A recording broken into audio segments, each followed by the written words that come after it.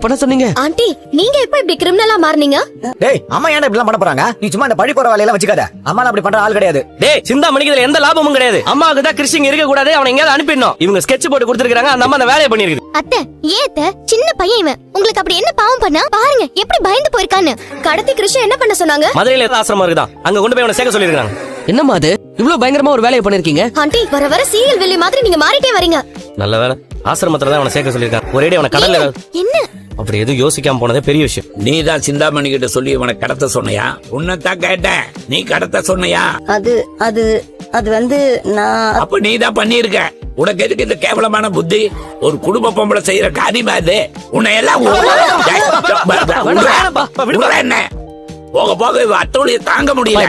அவங்க அடிச்சு ஓமரியா விடுப்பா. நாளுக்கு நாள் உன் மனசு கல்லாயிட்டு போகுதுல்ல. இந்த பையனை போய் கடத்த சொல்லியிருக்க.